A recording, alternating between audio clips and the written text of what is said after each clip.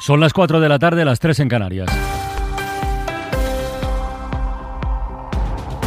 El Gobierno descarga parte de la actual situación política en el Partido Popular que, dice, ha dimitido de su responsabilidad y al que solo le interesa hacer ruido.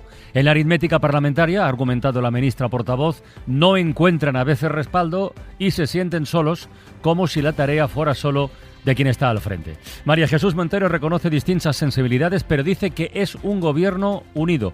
Y hablaba así del líder de la COE. Yo conozco particularmente el sentido de Estado que tiene el señor Garamendi. El señor Garamendi no es un patriota de boquilla. Antepone siempre los intereses de España a cualquier otra cuestión y, por tanto, estoy convencida de que sabe que en el marco del diálogo social se encuentran muchas de las claves que nos van a permitir encontrar ese marco de relaciones laborales para proteger a sectores tan importantes como el sector del turismo, el sector del comercio, el sector de la hostelería y, por tanto, tengo una confianza absoluta en ese sentido que tiene el señor Garamendi de responsabilidad y, sobre todo, de patriotismo. Imagino, Esther Bazán, buenas tardes. ¿Qué tal? Buenas tardes. Imagino que ha habido muchas preguntas para la ministra portavoz sobre ese acuerdo del PSOE y Unidas Podemos con Bildu, que incluía la derogación completa de la reforma laboral, bueno, y la crisis y las tensiones que ha provocado en el gobierno, ¿no? Sí, una y otra vez. En cada turno de los periodistas se hacía una pregunta relacionada con ese asunto. Montero ha justificado una parte de lo ocurrido el miércoles en la búsqueda de apoyos para la prórroga del estado de alarma en el comportamiento del principal partido de la oposición y en otros que incorporaban asuntos que nada tenían que ver con el tema de negociación. Pero decía la ministra portavoz, si de algo ha pecado el Gobierno, ha sido, dice, de exceso de responsabilidad.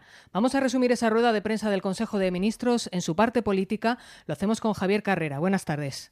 ¿Qué tal, Esther? Buenas tardes. Sí, esa responsabilidad por sacar adelante la prórroga es lo que, según Montero, obligó al Ejecutivo a buscar los votos de Bildu. ¿Culpa Montero a los populares? Lo lógico, lo deseable, lo que todos hubiéramos querido es que el principal partido de la oposición no hubiera dimitido de su responsabilidad. Pero también otras fuerzas progresistas, en referencia a Esquerra Republicana, a quienes acusa de entrar en una dinámica de negociación imposible. Montero no descarta otra prórroga y en ese sentido ha defendido un acuerdo estable con el PNV sobre las discrepancias entre los vicepresidentes Iglesias y Calviño en torno a la derogación de la reforma laboral. La portavoz del Gobierno reconoce que hay distintas sensibilidades en el Ejecutivo, pero asegura que van todos a una. Eso sí, Montero apoya la rectificación enviada el miércoles por el PSOE. Yo creo que en ese sentido la aclaración que lanzó el Partido Socialista ponía claramente de manifiesto cuál había sido la voluntad y cuál había sido el sentido. Insistía la ministra de Hacienda en que la intención del Gobierno es la negociación de todas las cuestiones laborales, decía, en el marco del diálogo social. Escuchábamos a la ministra portavoz hablando sobre Garamendi. En Hora 14 hemos hablado con el responsable de ATA, de la Federación Nacional de Trabajadores Autónomos, que está integrada en la COE. Lorenzo Amor ha explicado que la patronal no ha roto el diálogo, lo ha dinamitado el Gobierno, pedía un rumbo claro y explicaba con qué sensibilidad se sienten más próximos. El diálogo social no solo se defiende desde el púlpito o desde la sala de prensa de un Consejo de Ministros. El diálogo social no son solo palabras, son hechos. Y a los hechos que han ocurrido es que el diálogo social se ha dinamitado. No ha habido rectificación por parte del vicepresidente del Gobierno. Dice que el acuerdo es íntegro. Desde luego nosotros estamos más de acuerdo con aquellas palabras de la vicepresidenta de Asuntos Económicos, que es absurdo, que es improducente y que crea inseguridad jurídica hablar en estos momentos de cualquier fórmula de reforma laboral. Casi la mitad de los españoles va a estrenar la fase 2 el próximo lunes. La otra ya completa la fase 1, entre ellas, y como adelantó la SER, Castilla y León, Barcelona y Madrid. Del caso de esta última comunidad hablaba el ministro Salvador Illa en la rueda de prensa posterior a la reunión del Gobierno. Ha recordado la lista de requisitos necesarios que ahora cumple. Los relativos a la vigilancia activa de caso y a todos los dispositivos que tenemos que tener para tener una detección precoz de los casos, poder hacerles una prueba diagnóstica en un margen de 24 horas, proceder al aislamiento en caso de que el diagnóstico sea positivo, etcétera, etcétera. Cumple con todos los requisitos a juicio de los técnicos para progresar a fase 1 y no ha influido ninguna otra razón que las estrictamente técnicas y los criterios de prudencia que han guiado y seguirán guiando todas las decisiones que tomemos en este proceso de desescalada.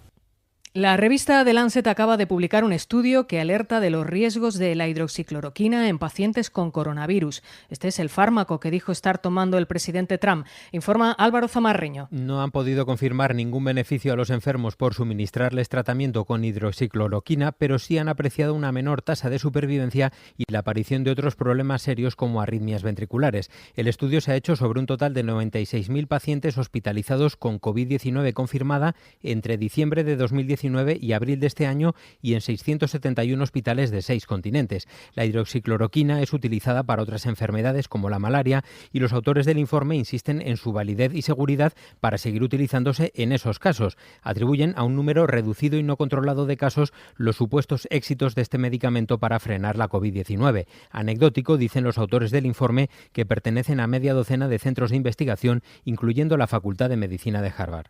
Y acabamos de conocer los datos de la evolución de la pandemia en el Reino Unido. Se han comunicado 351 fallecimientos en las últimas 24 horas y hay un repunte de nuevos casos respecto al día de ayer. Se han detectado 3.287 contagios.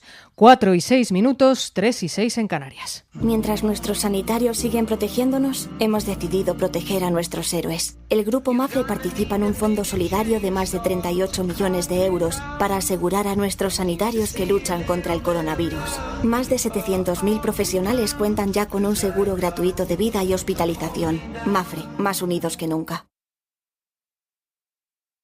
Ventana, ya saben que lo tienen todo en cadenaser.com. Volvemos a las 5.